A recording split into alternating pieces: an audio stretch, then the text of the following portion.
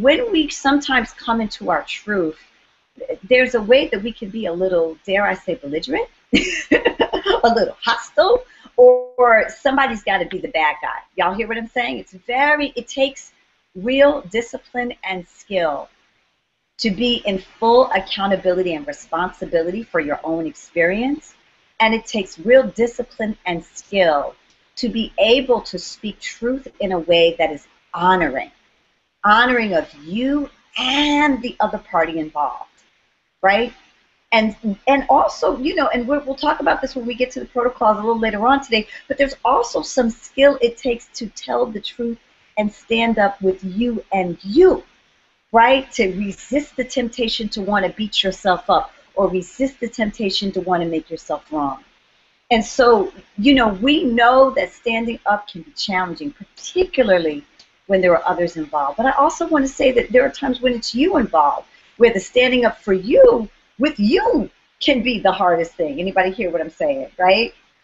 So whether you are taking it to the man, or you're having a hard conversation with a client or colleague, or you having a hard, real conversation with yourself, it is a necessary part of life. Your ability to find your feet and find your truth and engage from an authentic place. And so it begs the question, how do we then become skillful at this, right? Because what lies at the essence of standing up is a sense of honoring your own principles and convictions, honoring the integrity of the agreements that you set when you go into collaborations or into partnerships, right? Particularly in the context of your business. And for some of us, these principles are easy to find, but for others of us, it takes real soul searching to get to and identify what you are willing to stand for. But that is the question we're going to explore in the context tonight. As you're building your ventures, right? And as you're designing and architecting a life that lives in service of what you're really passionate about and what you're most committed to, right? What does it take to find those places where you're like, yep, this is something I'm willing to go to the wall for. Yep, this is something I'm willing to stand up for. This is something I'm willing to give voice. And sometimes in standing, we have to be hardcore. This is true, right? Because sometimes it's what the context and the times call for.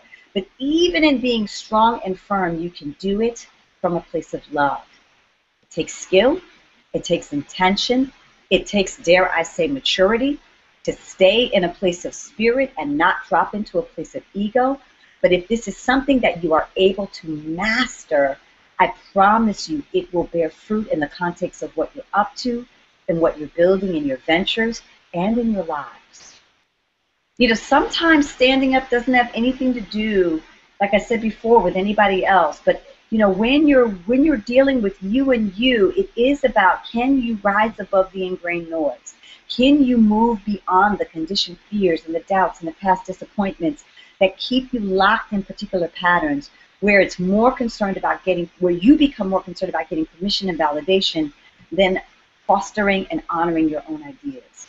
So, you know, as I'm talking to you all about this, whether it's you in the context of a situation with someone else, or whether it's you needing to stand up with you and you, I want you to listen for where you're finding yourself. You know, Lisa Nichols has a famous saying that I love, which is, you know, God didn't give your vision to everybody, right? God gave it to you. So sometimes other people may not understand where you're coming from, but the important thing is, are you honoring what you know to be most important to you in the moment?